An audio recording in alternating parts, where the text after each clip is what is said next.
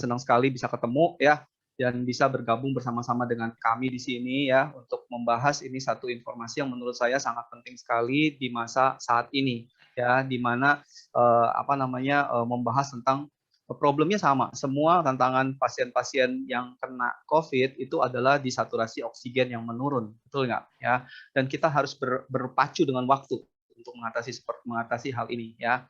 Nah, terima kasih lagi buat kita kembali ya, karena luar biasa hari ini ya. Nah, tapi yang menarik adalah narasumber saya mungkin brother sister ya, saya panggil brother sister aja ya, Bapak Ibu ya.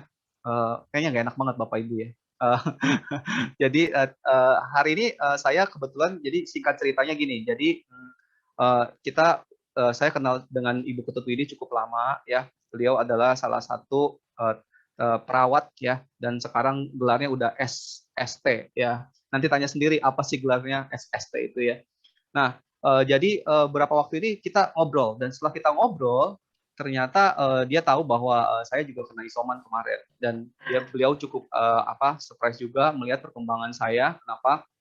Karena dengan CT yang lumayan rendah, saya bisa recover dengan waktu yang relatif singkat sebenarnya menurut beliau ya, gitu. Dan akhirnya kita ngobrol-ngobrol, dan akhirnya kita belajar tentang ini. Jadi saya bahas bahwa saya mengetahui teknik ini, teknik proning, teknik perkusi itu 3 hari setelah saya kena isoman, dan beliau bilang, ayo kalau gitu kita kolaborasi aja, bagi cerita, sharing apa segala macam. Jadi mudah-mudahan ya, saya harap hari ini buat brother sister yang ngikutin di Zoom atau di YouTube bisa mendapatkan manfaat dari apa yang kami sharingkan ya.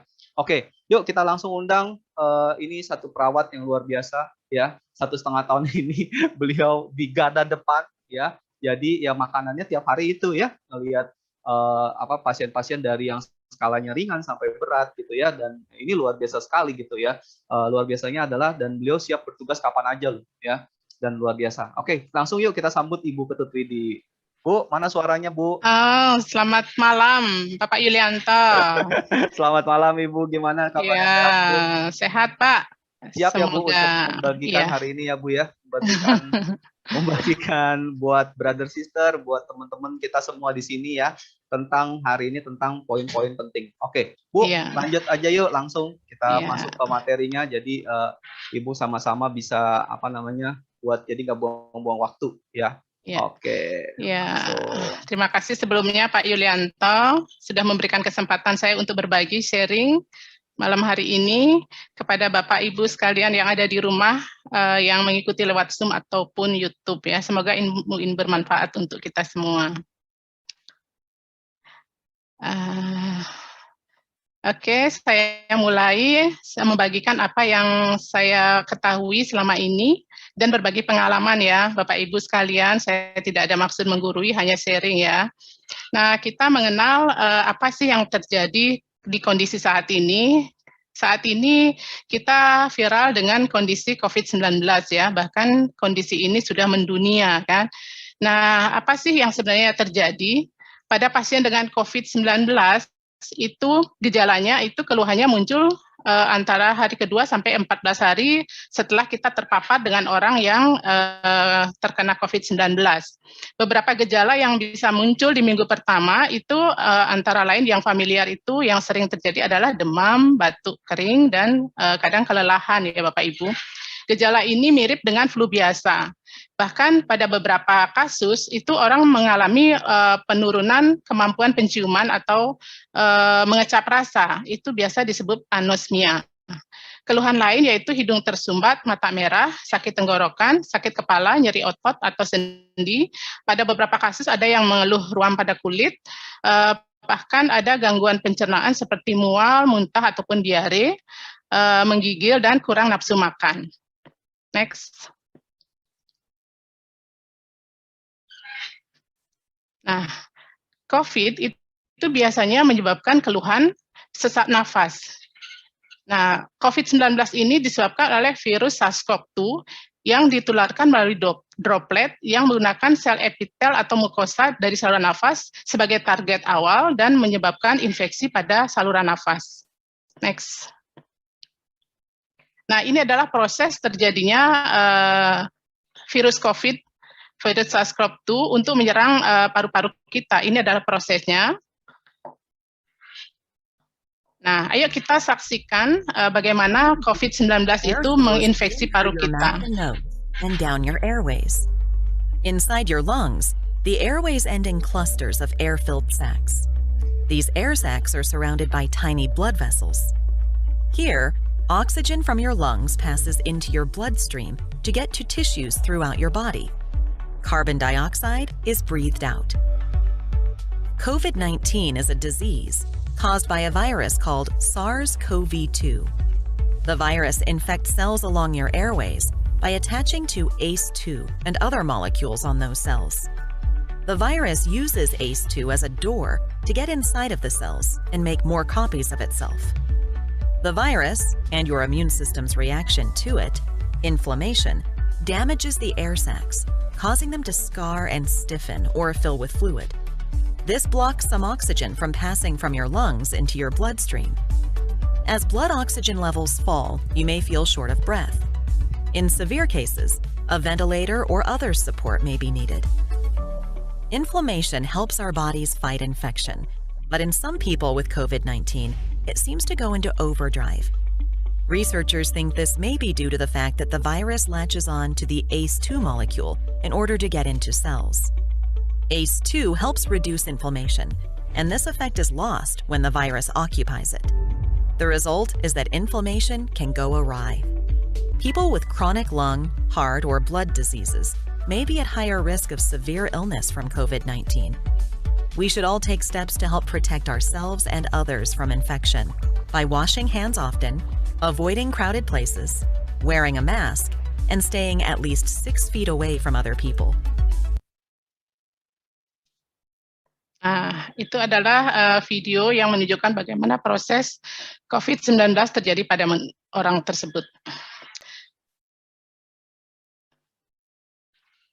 Untuk selanjutnya kita diskusi ya Pak ya. Ya, oke nih, ini justru yang waktunya yang saya tunggu-tunggu untuk diskusi ya, karena dan buat teman-teman kembali saya ingatkan seperti tadi yang kita katakan bahwa buat teman-teman bisa boleh untuk majukan pertanyaan baik itu di forum Zoom atau di YouTube ya. Hari ini kita sedikit materi lebih banyak prakteknya ya. Nah kebetulan Ibu ya seperti yang tadi saya sharing bahwa saya ini baru kena isoman sekitar mungkin 2 minggu yang lalu gitu ya. Dan ini menarik sekali. Tadi saya karena tadi saya lihat dari materi Ibu sekilas tentang badai sitokin ya Bu ya. Iya, badai Pak, sitokin betul. itu adalah inflamasi, betul ya. Jadi ada peradangan gitu ya. Nah memang saya juga merasakan Bu. Jadi pada saat masa isoman itu saya ngerasa itu susah sekali untuk bernafas, sesak napas lah ya kan. Nah setelah dengar penjelasan tadi saya baru ngerti, oh sesak napas itu dikarenakan karena adanya apa tadi Ibu bilang lendir ya. Iya, Dahak ya, Pak. Bu. Iya, betul ya. Pak. Iya. Di dalam kita punya sini ya Bu ya. Iya. Saluran pernapasan kita. Iya, betul. Betul. Nah, Iya. sehingga hasilnya bisa ke paru-paru. Halo, betul? Iya, Pak. Iya. Ya. Silakan, Pak. Sekarang saya mau tanya begini. Kalau gitu, sebenarnya berarti harusnya peradangan itu sebenarnya yang disebut dengan badai sitokin itu terjadinya peradangan yang berlebihan ya Bu? Iya, betul Pak. Jadi sitokin adalah salah satu protein yang fungsinya untuk kekebalan tubuh kita Pak. Jadi memang protein yang diperlukan untuk membantu sistem kekebalan tubuh kita. Tapi dalam kondisi normal, Pak. Tapi di kondisi di mana diproduksi berlebihan, itu namanya badai sitokin, itu dia akan malah mengganggu menyerang sel yang sehat. Jadi dia akan mengubah organ-organ tubuh kita, mengganggunya menjadi rusak dan termasuk di paru-paru kita, Pak. Nah, di paru-paru kita itu ada juga pembuluh darah dan ada kantong udara kecil.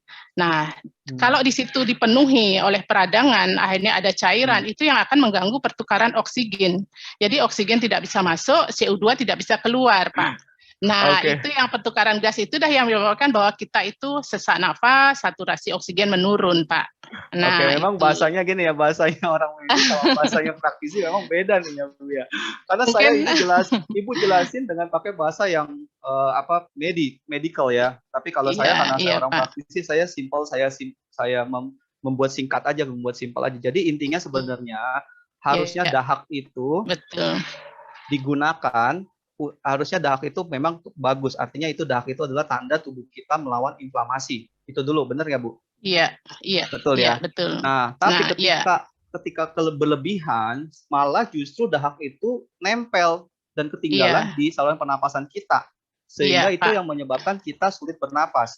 Dan pada saat kita Iya, sulit bernapas, itu kita artinya pada saat kita sulit bernapas itu artinya kita tuh malah membuat saturasi oksigen turun karena kita turun. Iya, nggak dapet iya, apa namanya, nggak dapet hal yang kita harus iniin Bu ya. iya, Apa Pak. namanya, nggak dapat hal yang harusnya kita nafas oksigen malah kita jadi nggak dapat ya seperti itu Iya, ya Bu iya. intinya ya Jadi poinnya. sebenarnya sel darah itu kan mengangkut oksigen, Pak. Mengangkut Hmm, oksigen ke seluruh tubuh. Nah, kalau hmm, dia berfungsi dengan bagus, sel darah kita, hmm. oksigen diedarkan ke seluruh tubuh, dia saturasinya tuh bagus, Pak, sampai 95 sampai 100%. Nah, karena Oke. kantong udara itu dipenuhi oleh cairan, jadi itu akan menghambat pertukaran gas, pertukaran Hmm, oksigen. Jadi di tubuh kita itu berkompensasi dengan keluhannya sesak nafas yang muncul. Kalau kita cek dengan oximetri namanya, itu kadar oksigen itu di bawah 90% biasanya, Pak. Jauh dari kebutuhan yang harusnya ada dalam tubuh kita. Itu, Bu ini Pak. ada pertanyaan bagus sekali nih Bu untuk menghindari badai Iya, Pak. sitokin dengan mengkonsumsi protein dapat membantu nggak Bu? Oh, sangat.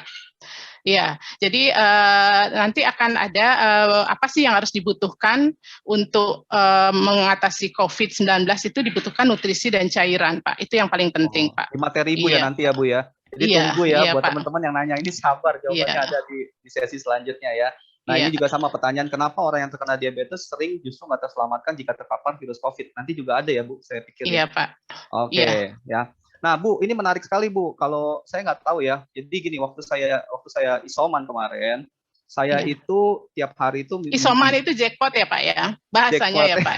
Saya kena Biar jackpot ini ya. ya, Bapak Ibu sekalian, biar kita itu tidak terlalu merasa Negatif. bagaimana kalau kena ya negatif, harus selalu positive thinking. Jadi pada teman-teman itu biasa dia bilang aku kena jackpot atau bilang kena Kena dapat jackpot. arisan gitu. Lucu ya. Jadi kesannya jadi nggak terlalu ini ya, Pak ya. Iya, tapi ada loh Bu orang yang dapat arisannya setahun bisa 4 kali. Oh Benar ya, nggak Bu? ya yang jelas harus tetap positif ya, Pak ya, Tetap positive positif, betul, thinking. Iya betul. Oke, betul. saya mau cerita pandangan saya nih Bu tentang inflamasi ya. Jadi saya kan ngerti bahwa memang pada saat kita inflamasi, kalau saya belajarnya adalah itu harus minum kurkuma. Kurkuma itu kunyit kalau nggak salah, betul ya Bu ya. Nah, Temulawak sih, Pak. temulawak ya, Kurkuma itu kurkuma ya, oh, temulawak, iya. kurkuma Iya, temulawak ya, kurkuma temulawak. Nah itu katanya temulawak tuh bagus banget. Jadi saya kemarin waktu batuk itu minum kunyit dan itu memang help banget gitu ya. iya. Dan apa namanya? Tapi ini saya mau sharing tentang satu penelitian, satu jurnal nih Bu. Ini menarik sekali ya tentang kurkuma ya. Jadi ini dia bilang. Jadi saya baru tahu ternyata apa sih yang bikin kurkuma itu dan apa temulawak itu bisa membantu untuk mengatasi peradangan. Jadi sebenarnya intinya itu brother sister. Kalau menurut saya nih Bu ya, koreksi kalau saya salah. Iya. Karena kalau saya juga waktu itu memang banyak lendir, tapi lendirnya saya bisa buang tiap Iya. pagi Bu. Jadi, tiap pagi saya batuk saya buang gitu loh ya. Iya. Nah Iya. itu saya percaya karena saya konsumsi ini juga fitonutrien. Jadi fitonutrien itu ini ada jurnalnya Bu. Fitonutrien Ya. dan ternyata itu bisa membantu untuk COVID-19. Kenapa? Karena dia membantu untuk mengatasi peradangan gitu. Nah, saya Iya. nggak ngerti cara baca jurnal. Kalau brother sister mau baca silakan. Tapi yang saya ngerti itu ada kayak gambar apa sih temulawak atau gambar apa itu? Iya. Mungkin informasi ini bagus sekali ya Pak ya, karena kan banyak ditemukan di masyarakat kita ya, kalau tahu memanfaatkannya ya Pak ya. Betul, ya Iya. kan. Nah, tapi kan pertanyaannya Bu, ya kita kalau lagi kena jackpot ya nyiapin kurkuma lumayan juga ya Bu, gitu loh ya kan. Iya. Jadi ini fitonutrien, sebenarnya kuncinya adalah di fitonutriennya. Nah ini sponsor ya, fitonutriennya. Nah fitonutrien itu banyak sekali aktivitasnya, salah satunya adalah untuk mengatasi peradangan. Ya jadi ini bagus banget. Memang saya juga ngerasa peradangan saya tuh cepet banget heal-nya ya. Nah Iya. terima kasih kepada teknologi, sekarang kita mumpung nih ini kayak gini ya. Jadi ada namanya Vitomax. Jadi Vitomax itu bagus sekali. Jadi sebenarnya gini Bu, ini intinya adalah ini itu adalah phytonutrien. Jadi Ya. dalam bentuk ekstraksi. Jadi kemarin waktu pas saya kena jackpot itu, saya tuh minum ini nggak berhenti-berhenti. Jadi sehari saya bisa 2 kali, 3 kali, 4 kali, kadang-kadang sampai 5 kali. Dan karena cara buatnya tuh gampang, cuma ditetes doang kayak gini. Tuh, Bu. Praktis sekali ya Pak ya, Iya, kemasannya kecil, nah bahkan bisa dibawa kemana-mana ya Pak ya. Masuk betul. kantong Jadi aja ya Pak ya. masuk Masuk kantong aja. kantong, jadi dimanapun kita bisa minum kalau hanya ditetesin di air gitu Pak ya. Betul. Dan kabar bagusnya adalah ini dalam bentuk dalam bentuk tetes, jadi gampang banget. Nah, cuma mungkin buat teman-teman boleh kalau mau denger kalau mau lihat videonya. Kenapa? Karena ini saya lebih baik cerita videonya aja ya, yang bercerita daripada saya yang cerita. Tapi intinya ini bagus banget untuk mengatasi peradangan buat saya. Ya ini kan saya ngalamin sendiri, dan kemarin saya dibantu banyak teman-teman nanya, "Tok, pakai apa? Minum apa?" Gitu loh, ya kan. Pertanyaannya standar banget semuanya begitu. Nah, saya kasih jelasin dari sini. Jadi nggak perlu nanya-nanya lagi, saya minum ini. Vitomax ini bagus banget memang. Semoga bisa membantu Pak ya, bagi teman-teman, saudara-saudara kita yang sedang ada tantangan COVID, jadi ada solusi. Betul. Nah, untuk mempercepat penyembuhan. Videonya aja langsung Bu ya, jadi biar ya, silahkan Pak.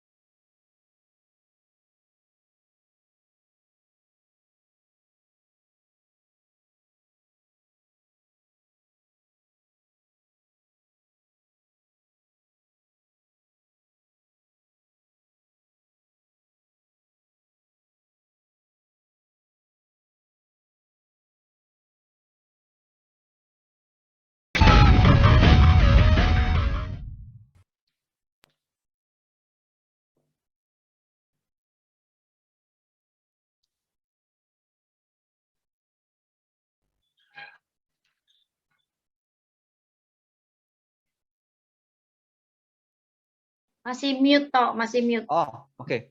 Ya, maaf ya. Oke, ya Bu, itu tentang Vitomax ya. Jadi intinya kalau menurut saya nih, setidaknya peradangan itu selesai dulu urusannya gitu loh, ya kan. Dan kalau saya pikir-pikir waktu pas saya kena jackpot itu memang saya ngerasa itu peradangan itu banyak banget. Mungkin itu tanda dari tubuh saya melawan infeksi ya Bu ya, benar nggak? Iya, betul. Respon tubuh ya Pak ya, respon tubuh untuk melawan infeksi bakteri atau virus yang masuk ke tubuh kita. Oke, oke. Ya Bu, kita lanjut ke materi lagi Bu ya, karena ini menarik nih hari ini informasinya. Bentar.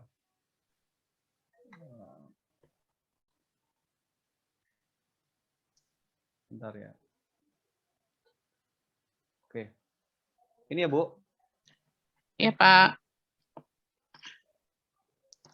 Nah, saya akan sharing apa sih tantangan yang kita hadapi bersama saat ini, Indonesia bahkan dunia ya. Nah, kondisi saat ini di mana karena meningkat terus kasus orang yang mengalami COVID-19, itu kadang yang masuk mengalami COVID sedang sampai berat, itu kan harus masuk ke rumah sakit. Pada kondisi rumah sakit penuh, kebutuhan akan oksigen itu banyak sekali, bahkan terbatas sekali jadinya, karena semakin banyak pasien yang datang, jadi kebutuhan oksigen itu jadi harus ekstra ya Pak ya. Di samping itu rumah sakit bahkan rumah sakit rujukan pun penuh dengan pasien COVID. Terus pada kondisi tertentu, rumah sakit itu menyiapkan lapangan, menyiapkan tenda-tenda untuk menampung pasien COVID. Ya mungkin kita tidak tahu sampai ke depannya ini seperti apa. Mungkin akan penuh juga, Pak. Nah, bahkan di rumah, kalau ada yang kondisi berat, bahkan butuh ambulan, karena terlalu banyaknya orang yang butuh ambulan, jadi penanganan untuk pasien yang berat, yang dapat penanganan cepat itu akan jadi terhambat, karena dia harus ngantri ambulan, Pak. Nah, itu kondisi yang kita mungkin hadapi saat ini. Nah, apa sih yang kita bisa upayakan di rumah?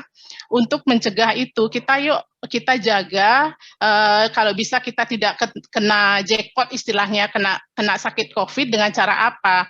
Kalaupun kita misalnya ada keluhan batuk, kita upayakan untuk cara batuk yang benar ya. Kalau batuk itu jangan langsung berhadapan gitu, tapi kita tutup dengan lengan dalam kita. Atau kita pakai tisu nutup, lalu tisu itu dibuang di tempat sampah. Nah, yang kedua kita jangan berjabat tangan, Pak. Jangan berjabat tangan, terus menggunakan masker dan kita menghindari kerumunan. Nah, saya melakukan kajian, jadi berkaitan dengan karya tulis saya di akhir tugas, itu saya meneliti pasien-pasien yang mengalami COVID dan saya memberikan tindakan keperawatan yang bisa saya lakukan. Itu ditemukan 80% tanda dari gejala yang mayor istilahnya pada masalah bersihan jalan nafas. Jadi pasien itu biasanya tidak mampu batuk. Kenapa tidak mampu batuk? Karena ada penumpukan dahak itu, Pak. Yang kita ceritakan tadi itu ada penumpukan dahak yang sulit keluar. Idealnya kan dahak itu gampang keluar, tapi beberapa kasus itu diam dia di dalam di kantong udara itu. Jadi itulah yang menghambat pertukaran gas. Jadi selanjutnya apa sih solusi yang bisa kita lakukan? Nah, saya mencoba melakukan manajemen jalan nafas. Ada 3 hal yang perlu kita lakukan, yaitu teknik batuk efektif yang benar, fisioterapi dada, dan memberikan prone position namanya, Pak. Jadi 3 hal itu yang kita upayakan. Kalau bisa teman-teman yang mengalami keluhan isoman di rumah itu upayakan untuk melakukan itu, untuk tidak jatuh ke kondisi sedang atau berat, Pak. Jadi kalau sudah sedang atau berat ya harus segera minta pertolongan ke rumah sakit. Itu. Nah, ini adalah teknik batuk efektif untuk mengeluarkan dahak kita. Jadi dari dahak dikeluarkan dari kantong udara yang penuh dengan cairan itu untuk masuk ke saluran nafas yang besar. Setelah itu dia harus keluar di mulut dan keluar. Jadi keluar dari mulut, Pak. Nah, itu prosesnya. Ini adalah prosesnya. Next. Kita upayakan untuk dahak 2 kali. Yuk kita tonton video ini untuk latihan nafas dan teknik batuk efektif. Tidak memungkinkan karena ada keluhan pusing, usahakan duduk tegak bersandar pada bed. Ini bisa Ibu Bapak lakukan di rumah ya. Kemampuan Anda. Lakukan tarik nafas dalam lewat hidung dengan mengembangkan dada semaksimal mungkin. Kemudian hembuskan pelan-pelan lewat mulut. Lakukan latihan pernapasan ini sebanyak 3 siklus.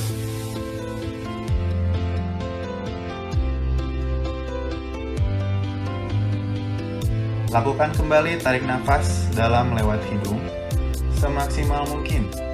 Kemudian, lakukan batuk yang kuat sebanyak 2 kali.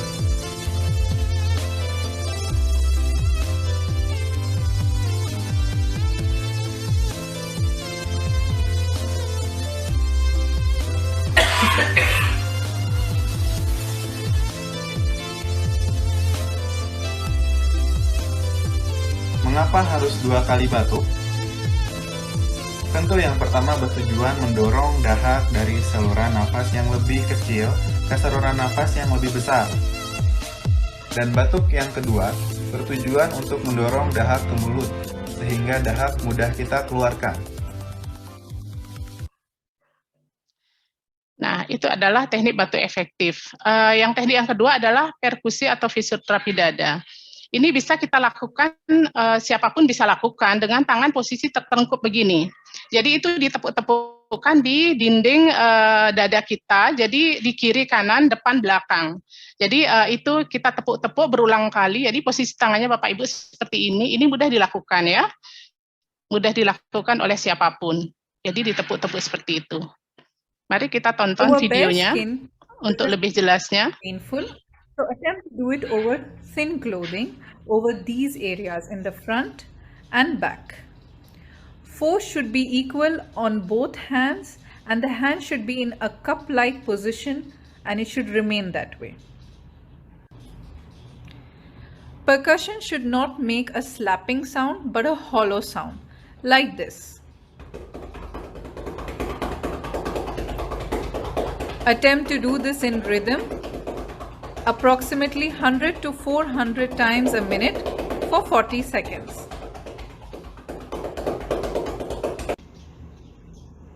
You can also do this in side lying position. Place your arms overhead or in front and you can perform the percussion like this.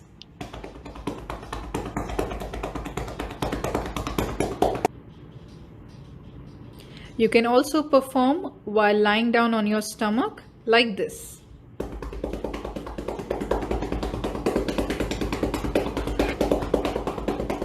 Chest percussions should not be performed over the breast tissue or any bony prominence of the patient. You can also perform percussion by yourself using one hand in a cup position like this over few areas. But of course, it's not possible over all areas of your lung. The head down position or lying on your abdomen is not advised for patients with acid reflux or elderly patients as there is a risk of aspiration. For this reason, chest percussion should be performed either 2 hours before a meal or 2 hours after a meal. On your left, there are further contraindications of chest percussions. Chest clapping can be performed 3 to 5 times a day, preferably after steam inhalation or if using a nebulizer. Thank you for watching. Stay home and stay safe. Nah, ini adalah teknik posisi prone. Jadi posisi proning ini sangat membantu untuk mengeluarkan dahak dengan gaya gravitasi. Ini ada beberapa posisi, yaitu telungkup, miring samping kiri, samping kanan, dan posisi duduk seperti ini. Now let us see who are the ideal Mari kita tonton candidates for video prone ini. lying. Proning is required only when the patient feels difficulty in breathing and the SpO2, that is the oxygen saturation, decreases below 94. In such cases, regular Saat monitoring kita of di rumah, SpO2 penting kita along with the other menyiapkan signs termometer like ataupun temperature, blood oximetri pressure, dan and pengukur blood sugar tensi. is Mungkin yang important digital during itu ya home bisa isolation. untuk memantau kondisi kita ya. So for self-proning, you will need 4 to 5 pillows or rolled sheets, 1 pillow to be placed below the neck, 1 or 2 pillows below the chest, 2 pillows below the shins to support lower legs and to elevate toes. First is prone position, in which you can lie down on your belly for 30 minutes to 2 hours. The pillows should be placed properly and there should not be any direct pressure on your abdomen or any compression. Any abdominal compression prevents the free movement of diaphragm. It is especially important in patients with obesity. Next is lateral position. First turn towards your right side and lay there for 30 minutes to 2 hours. Weight should be on your hip and shoulder. Pillows to be placed under your head, back and small pillow between the flexed knees, as shown here in the demonstration. Then sit upright with head being elevated to 45 to 60 degrees as shown here. Use 2 pillows for your backrest and head and a small pillow below your knees for elevation. Use a pillow to support your arms. After this, lie down on your left side and follow the previous instructions. You have to change the lying position in every 30 minutes. Now, here are the few things to keep in mind while self-proning. Avoid proning for an hour after meals. Proning should be done only when it feels tolerable. One may prone for up to 16 hours a day in multiple cycles. Keep a track of any pressure sores or injuries, especially around bony prominence. You can use pillows or rolled sheets to release the pressure and increase the comfort. So what is the importance of prone lying? It relieves the pressure on various parts. Prone positioning improves ventilation and stimulates circulation in your lungs. It keeps alveolar units of the lungs open and helps in breathing comfortably. It promotes physiological function of the lungs. Proning should be avoided in conditions like pregnancy, morbid obesity, deep vein thrombosis, a patient who has a history with spinal instability, increased intracranial pressure, hemodynamically unstable conditions like hypertension and cardiopulmonary diseases, thoracic injury, or recent abdominal surgery. So that's all you need to know about self-proning. Nah, bagaimana Bapak Ibu, menarik bukan teknik-teknik yang dapat membantu teman-teman kita yang mengalami tantangan COVID ini, mungkin ini sederhana bisa dilakukan untuk membantu mempercepat proses pemulihan. Nah, ini adalah hasil kajian yang saya lakukan, di mana pada pasien yang saya jadikan target studi kasus itu, awalnya itu dia tidak mampu batuk. Setelah itu dia mampu batuk dengan 3 teknik itu, dahaknya yang berlebih itu akhirnya bisa diminimalkan, dan frekuensi nafasnya yang tadinya 36 kali per menit itu menurun menjadi 24 kali per menit, artinya sesaknya berkurang, dan saturasinya juga naik. Nah, karena apa? Karena prosesi pronasi ini juga mampu meningkatkan drainase sekresi, yaitu mengalirnya sekresi zat-zat yang harus dikeluarkan dengan memanfaatkan gaya gravitasi untuk membantu mengalirkan sekret dari paru kita. Dan ini sangat-sangat membantu meningkatkan kadar oksigen dalam darah. Jadi saturasinya membaik. Next. Nah, waktu diskusi lagi Pak Yulianto. Menarik sekali Bu, ini tentang 3 teknik ini ya. Jadi kebetulan saya tahunya cuma 2 itu, pronasi sama perkusi ya.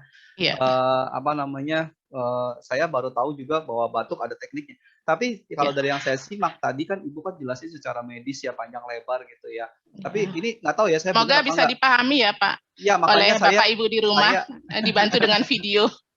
Makanya saya menerjemahkan, saya justru terima kasih banget Ibu menyediakan video. Kenapa? Karena buat kita yang orang awam sama sekali kita nggak paham ya, jadi ada gambaran gitu. Nah, tapi intinya saya pakai bahasa umum deh Bu. Jadi intinya 3 teknik ini dilakukan untuk meningkatkan saturasi oksigen dalam hubungannya supaya membersihkan atau memberikan jalan nafas gitu kan Bu. Iya, betul Pak. Betul jadi, ya. Jadi jalan nafas jadi lapang istilahnya Pak. Harusnya kan ya harus lapang, jadi kantong udara itu terbuka, jadi dia pertukaran gas itu menjadi normal, jadi sel darah itu bisa mengangkut oksigen ke seluruh tubuh, itu intinya Pak. Makanya kelihatan dari saturasi oksigen itu. Sekarang kan marak itu di rumah-rumah itu orang pada membeli saturasi, ya Pak ya. Jadi orang memberi oksimetri namanya, itu untuk mengukur saturasi oksigen. Jadi itu adalah upaya masyarakat, orang-orang untuk mengetahui, memantau kondisinya dia untuk cepat datang minta bantuan medis, Pak. Kalau ada kondisi yang perburukan gitu. Oke, tapi kalau misalnya dengan permasalahan yang Ibu tadi bilang bahwa armada ambulan terbatas, waduh, kalau saturasi terus turun gimana Bu? Apakah bisa dipakai 3 teknik ini juga sambil menunggu bala bantuan datang gitu? Ya, bala bantuan setidaknya Pak ada yang bisa kita lakukan. Kalaupun kita kadang kan orang begitu merasa kontak dengan orang, dia tadinya kan merasa tidak ada apa-apa, tapi begitu mendengar kabar bahwa teman yang atau saudara yang satu rumah mungkin yang kena COVID, dia sudah langsung shock Pak. Waduh, jangan-jangan saya kena nih. Nah, sebaiknya jangan takut untuk periksa. Bapak Ibu sekalian di rumah, jangan pernah takut untuk periksa. Justru dengan Bapak Ibu datang periksa itu akan lebih cepat kita ketahui kita tuh mengalami COVID atau tidak. Kalau memang mengalami COVID hasilnya positif, itu kita berupaya melakukan tindakan-tindakan apa sih? Itu segera datang minta konsultasi medis, mungkin ke dokter pribadi atau ke rumah sakit atau ke puskesmas. Jangan pernah takut. Kalau misalnya kita sudah terbukti positif, setidaknya kita melakukan isolasi mandiri di rumah. Kalau memang Hmm. tidak terlalu Tidak berat menularkan ya. gejalanya, iya. Oke. Dan untuk mengurangi apa? Mengurangi banyak yang kena di keluarga kita itu. Oke. Jangan pernah takut. Jadi kan kadang di masyarakat takut, Pak. Akhirnya tambah tiba-tiba satu keluarga kena gitu loh, Pak. Satu Ya. keluarga kena, akhirnya bingung, panik segala macam, dia malah kondisinya akan memperberat. Stres sendiri itu sudah memperberat kondisi, Pak. Oke, Bu, Itu. kalau pengalaman saya waktu pas kena jackpot itu, jadi kan saya dapat itu kan dari teman saya tentang teknik cloning ini hari ketiga justru. Nah, Iya. saya menariknya adalah pada saat saya tidur, saya tuh nggak tahu ternyata teknik cloning bisa gonta-ganti gitu. Cuma kalau Iya. saya tidur aja tengkurap gitu, tengkurap pakai bantal di kepala sama di dada, ya kan. Iya. Terus udah gitu ketiduran, ketiduran sampai pagi. Nah, gue percaya nggak dari hari ke-1 sampai hari ke-3 itu saya nggak bisa tidur pules, tapi hari ke-4 waktu saya teknik processing itu saya bener-bener tuh enak banget tidurnya. Dan Iya. pagi-pagi itu jalan napas saya tuh jadi lebih lancar. Jadi saya bener-bener percaya sama teknik cloning ini sih, Bu, gitu loh, Iya. ya kan. Tapi Bu, saya mau Iya. praktek dong, Bu, boleh nggak, Bu? Kan banyak Iya, teman-teman silakan, bisa di Pak. sini nih. Enggak, maksud saya Ibu yang ajarin yang itu. Kan saya baru tahu juga batuk itu ada yang pertama Ibu bilang satu ngeluarin apa, terus kedua ngeluarin apa. Iya, batuk kan kita latihan nafas dalam dulu 3 kali, Pak. Nah, setelah itu kita batuk yang terakhir 2 kali, Pak. 2 kali tujuannya apa? Untuk mengeluarkan cairan itu dari saluran nafas yang kecil ke yang besar, ke saluran nafas utama. Terus batuk yang kedua itu untuk mengeluarkan dahak dari saluran nafas yang besar itu ke mulut, jadi mudah dikeluarkan. Itu Bu, sih, ajarin Pak. dong, Bu, gimana caranya, Bu? Iya. Ayo, Bu. Jadi kita nafas, Oke. keluarkan melalui mulut dengan munju gini, Pak, mulutnya. Sedot dari hidung, keluarin lewat mulut.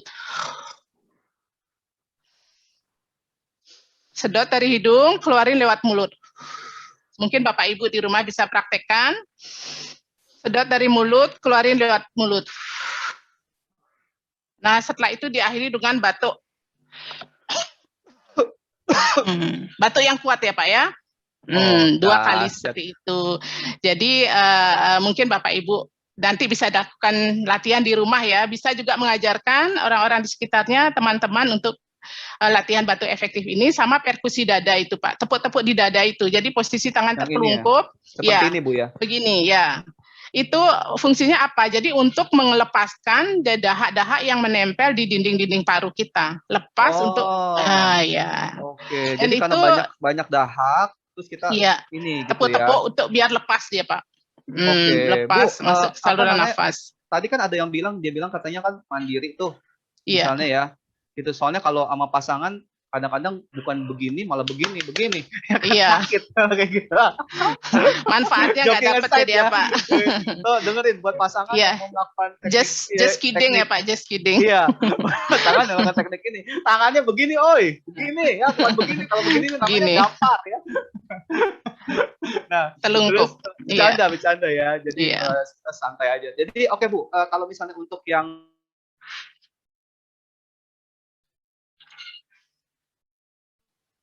Halo, Bu Widi. Suaranya hilang, Pak. Ya. Ya. Kalau ya. yang untuk mandiri gimana? Ini kan bisa begini aja. Di mana? Di sini, Bu? Ya, Di sini? di dada ya. Gini ya. Iya. Oke. Kita sendiri Berapa bisa lama, Bu? lakukan sebenarnya. Mungkin kalau di belakang yang minta bantuan dulu, kan kita iya. Tergantung orangnya mau bantuin apa enggak. Enggak bisa gitu. minta tolong ya, Pak ya. Gini ya, Bu. Iya.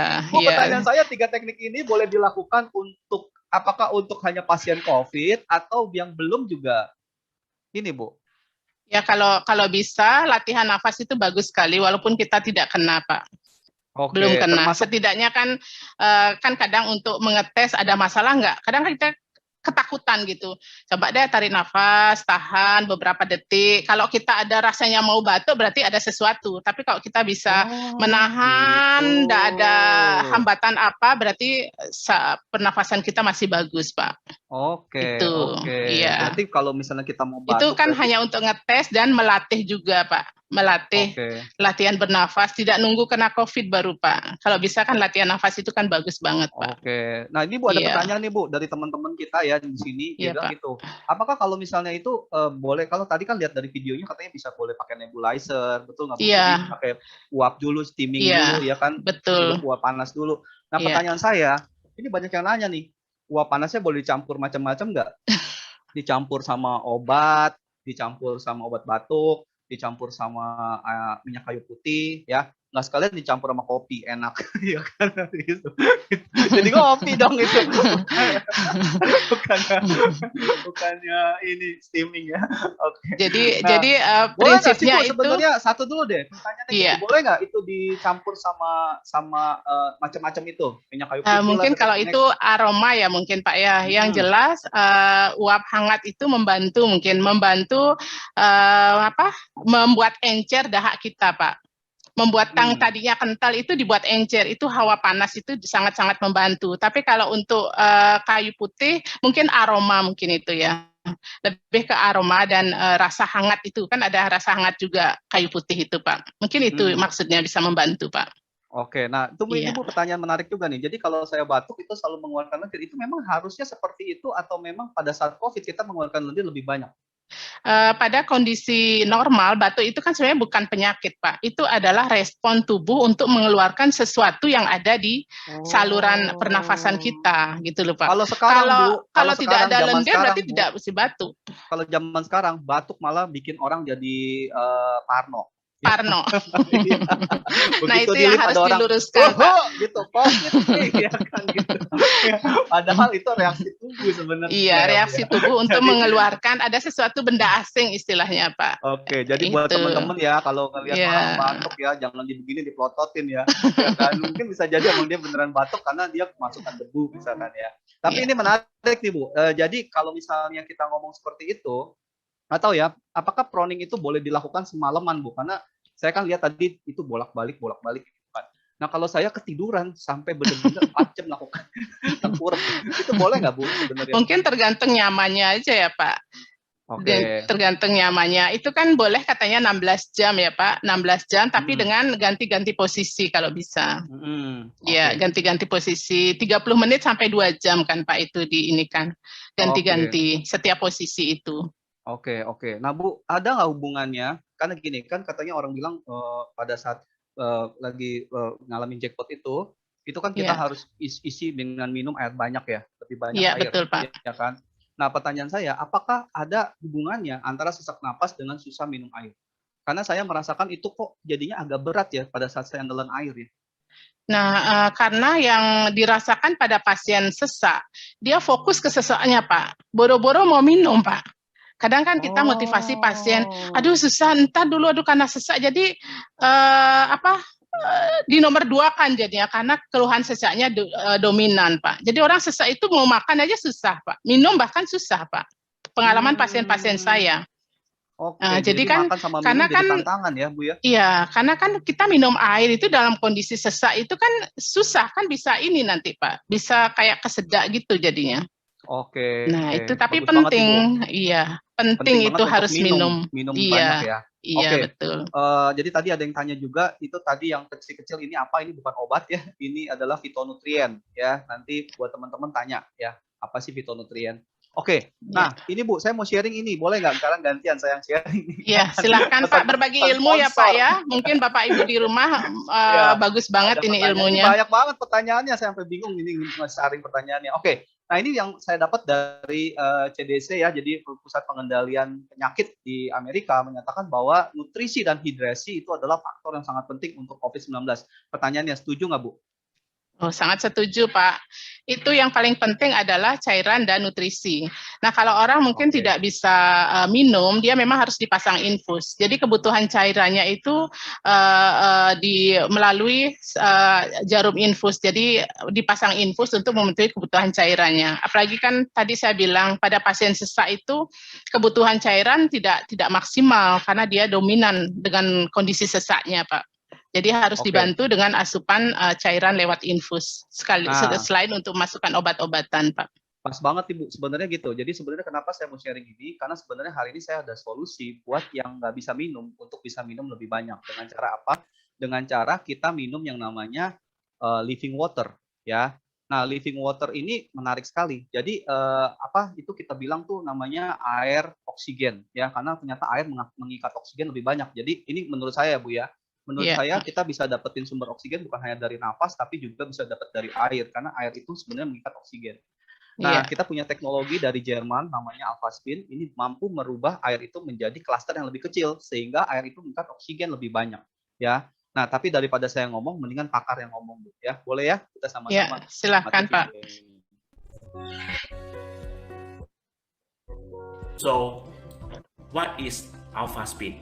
Alpha spin also able to form the structured water by restructuring the water cluster to form smaller cluster for better body absorption, thus to improve the microcirculation effect in your body. This is the structured water cluster which captured by the Masaru Emoto Laboratory, Japan, from the alpha spin treated water.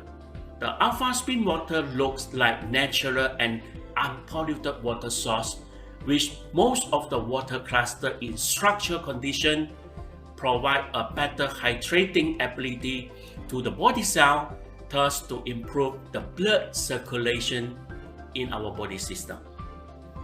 This is the live blood test analysis. Under the observation by microscope, the red blood cell look inactive under the oxygen deficiency condition. The oxygen and nutrient supply to the body will become an issue due to the poor blood circulation.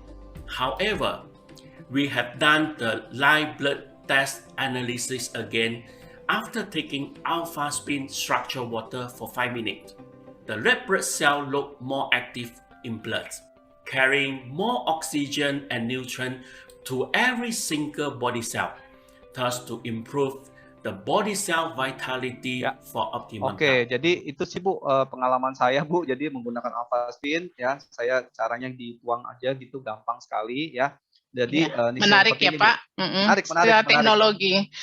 teknologi bisa mengubah Betul. Nah, ini saya kasih molekul lihat air. aplikasinya seperti apa. Jadi nah seperti ini Bu. Jadi gampang sekali ininya apa namanya dibawanya, ya. Oke, Iya. tapi itu kan cerita nanti ya. Nanti boleh teman-teman boleh tanya lebih lanjut karena sekarang Ibu Ketwidi masih ada materi yang disampaikan. Oke, back to focus. Silakan Bu. Oke. Nah, ini saya mau sharing apa sih sebenarnya penyebab kematian terbesar pada pasien-pasien COVID itu adalah pasien-pasien yang memiliki komorbid istilahnya Pak. Jadi komorbid itu adalah penyakit yang sebelumnya sudah diderita sebelum kena COVID. Yang sebagian besar itu biasanya ada yang mengalami kencing manis, hipertensi, gangguan jantung, bahkan gangguan pembekuan darah, Pak. Itu yang biasanya memperberat kasus COVID. Jadi penyembuhannya memang lebih lama dan memerlukan pengobatan yang lebih intensif, gitu, Pak. Itu yang saya indikan. Nah, kenapa terjadi kematian pada pasien COVID itu karena dari sharing dari Ibu Triani, itu pasien dalam pengawasan COVID-19 itu yang dirawat di rumah sakit itu mengkonsumsi protein dan kalori tinggi dengan rekomendasi tertentu terkait dengan zat gizi selama proses perawatan, Pak. Yang ini harus diperhatikan. Jika pasien mengalami panas atau demam dengan kenaikan suhu 1 derajat di atas 37 derajat, itu maka pasien itu membutuhkan tambahan energi sebanyak 13%, Pak. Nah, ini yang harus diperhatikan. Makanya di setiap pasien-pasien yang mengalami COVID itu konsultasi gizi, dokter gizi itu akan biasanya terlibat langsung memberikan berapa sih kebutuhan pasien ini, kebutuhan nutrisinya, itu selalu dilibatkan, Pak, biasanya pada pasien-pasien COVID. Itu, Pak. Nah, mungkin kita lanjut dengan diskusi, Pak Yulianto. Menarik ya infonya. Bu, ini menarik sekali. Kenapa? Karena justru kan sebenarnya kan kita harusnya adalah pada saat kita ini sampai dipakai dokter gizi untuk berapa sih makanan yang harus masuk ke tubuh kita ya. Iya, Jadi iya kalau betul Pak. normal orang nggak bisa berhenti makan ya, kalau lagi dapet jackpot orang dipaksa makan gitu Iya ya Bu ya. betul Pak. Itu nutrisi penting Pak. Nah, tapi Bu ini menarik Bu. Sebelum saya masuk ke pertanyaan yang ini ada beberapa pertanyaan juga ya. Jadi gini, kalau untuk anak-anak gimana yang belum bisa ngeluarin dahak? Apakah bisa pakai teknik yang tadi? Perkusi itu, Bisa Bu? Pak. Kan tapi kan kekuatannya kan biasanya lebih pelan. Jadi kedalamannya kerasnya itu bisa ya. Oke, ya jadi lebih pelan ya. Iya, jangan Terus kalau seperti orang batuk tanpa dewasa yang lendir? sudah kuat tulang ototnya. Betul. Paham. Kalau batuk tanpa lendir boleh nggak Bu? Terapi tepok-tepok dada. Tidak apa sebenarnya Pak. Jadi kita kan membantu juga untuk aliran darah lebih bagus Pak. Ya, Ya. terus tadi juga kan kalau saya dengar dari materinya Ibu kan dari 36 kali dari hasil kajian Ibu 36 kali itu maksudnya gini. Frekuensi. Gitu ya Bu ya. Iya, nafasnya 1 menit cepat ya? Pak. Oke. Nah, jadi 24 kali itu kan Ibu setelah melakukan 3 hal ini ya. Maksudnya jadi Iya. berarti kan 3 hal ini kan efektif banget untuk mengatasi yang namanya supaya jalan napasnya lebih terbuka Iya, lebar, betul. ya kan? Ya. Oke, Itu pertanyaan ini salah menarik, satu Bu. tandanya Pak. Oke, pertanyaan tadi menarik soal nutrisi, Bu. Ya, saya mau Iya. bicara bahwa nutrisi dan air ini karena ini berkaitan semua dengan dari sharing dari CDC tadi ya, Dewan Pengawasan dan Pengendalian Penyakit, termasuk juga sama dengan yang Ibu sharing barusan tentang bahwa Iya, Pak. nutrisi ya. Nah, Bu, Iya. ini pengalaman saya sebagai orang yang kena jackpot ya, pengalaman ya. Jadi boleh berbagi teman-teman. Jadi hari pertama tuh saya masih semangat makan. Yes, semangat makan.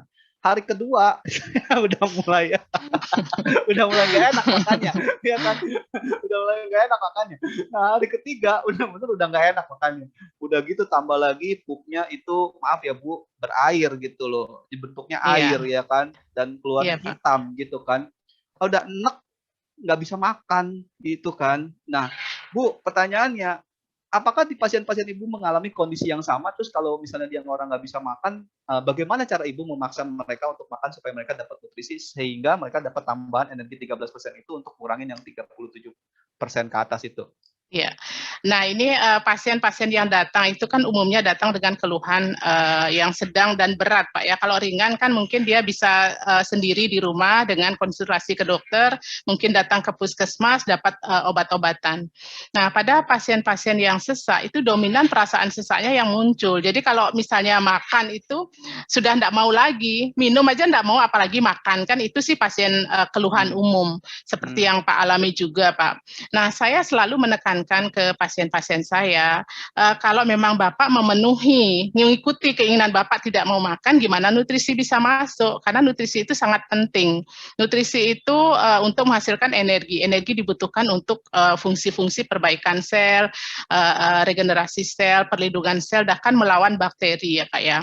Nah, kalau saya biasanya saya tekankan kalau memang Bapak tidak mau makan, minimal Bapak bilang deh ke diri sendiri bahwa saya makan untuk sel tubuh saya gitu ya.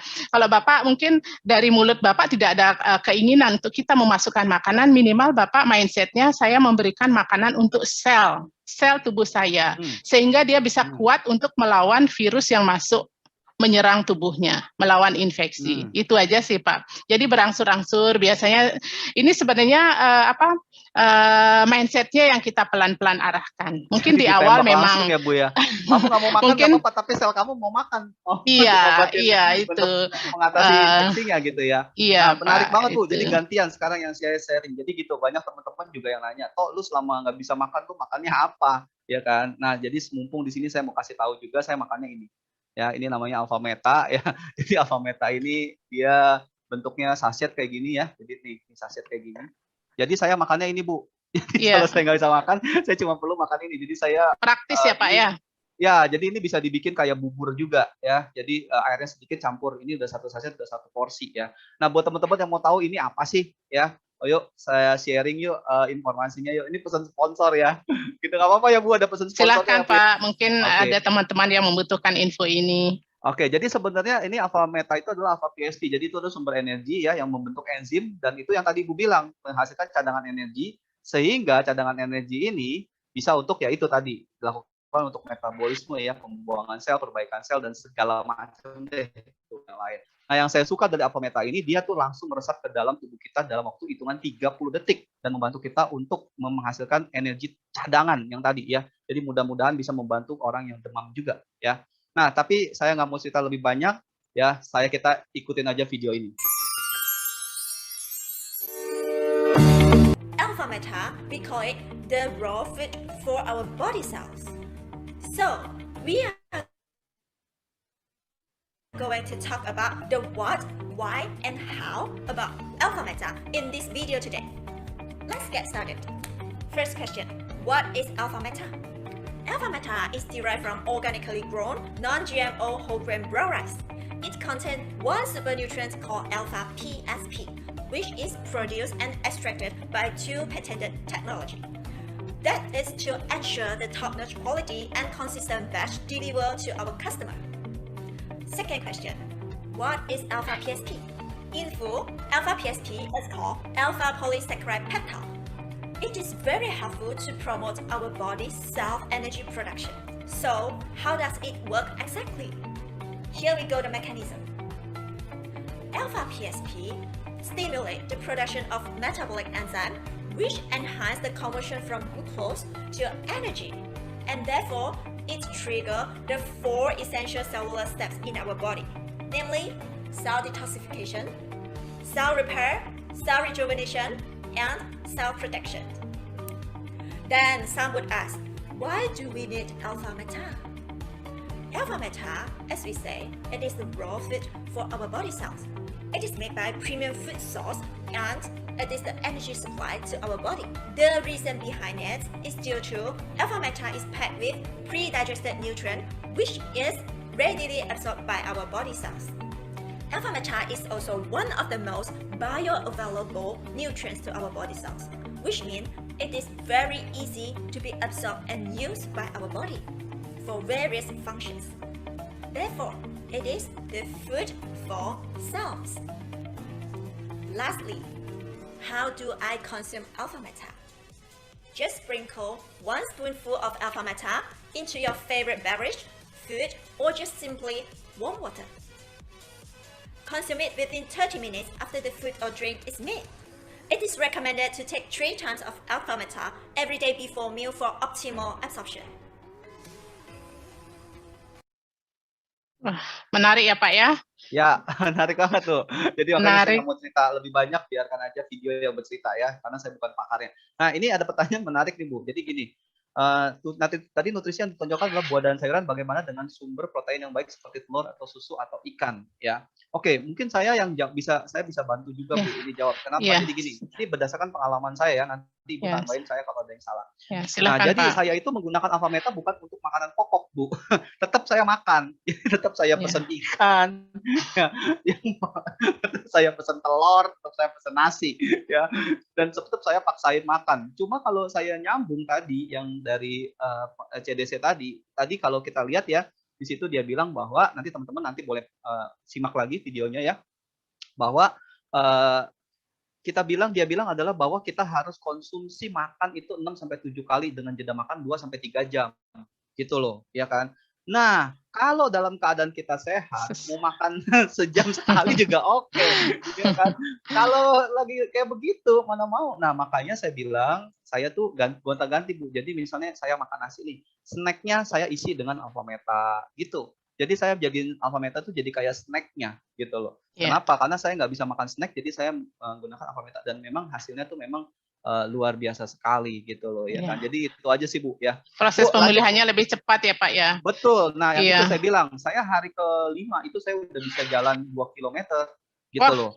Keren Pak. Betul. Padahal suhu saya, demam saya itu kalau sore itu bisa 39, kalau malam udah 39 lagi gitu loh. Tapi saya bisa jalan. Nah, itu saya yakin itu karena Alpha Meta. Nah, Bu, hari keempat saya ingat banget waktu saya hari keempat itu saya kan naik 2 lantai ya. Jadi 2 lantai itu saya tuh ngos-ngosan gitu. Napasnya udah sampai ke kamar udah nggak ada napas gitu. Nah, tapi luar biasa, makanya banyak teman-teman nanya, "Tuh gimana caranya?" Ya inilah Alpha Meta jawabannya ya, gitu. Iya. Oke, balik Iya. lagi ke materi Ibu nih, Bu, karena masih ada Iya. saya lihat masih ada materi sedikit. Oke. Nah, ini tadi Alpha Meta ya. Oke. Ya. Lumayan ya, Bapak Ibu sekalian, informasinya sangat menarik, apalagi sharing-sharing dari Pak Yulianto. Nah, apa yang harus kita lakukan saat kita terkonfirmasi atau terkena COVID-19? Yang pertama, yang paling diingat oleh Bapak Ibu sekalian adalah jangan panik. Kenapa jangan panik? Karena kalau kita panik, kita habis energi kita untuk panik, stres, khawatir, menyalahkan orang lain, menyalahkan diri sendiri, kenapa saya tertular, kenapa saya bisa kena. Itu sibuk pikiran kita menyalahkan diri sendiri, Pak. Nah, kalau itu sampai terjadi, itu akan apa? Akan tambah memperburuk kondisi. Bahkan orang-orang yang datang itu dalam keadaan panik itu biasanya dia tidur tidak bisa, sesaknya malah bertambah. Mungkin kalau dia rileks, dia bisa santai, dia bisa menerima kondisinya, mungkin pemulihannya lebih cepat, Pak. Nah, apa sih yang harus kita lakukan? Kita tetap di rumah. Intinya kita tetap di rumah, jangan kemana-mana karena akan berisiko untuk menularkan ke orang lain. Makanya kenapa ada istilah isolasi mandiri di rumah gitu. Nah, lalu kita harus istirahat, banyak minum air, dan hubungi dokter kalau ada keluhan. Jadi kalau kita ada keluhan sampai batuk, sakit tenggorokan, mungkin kita harus segera minta bantuan dokter, konsultasi ke dokter, obat yang harus diminum itu akan lebih baik dan mempercepat proses penyembuhan.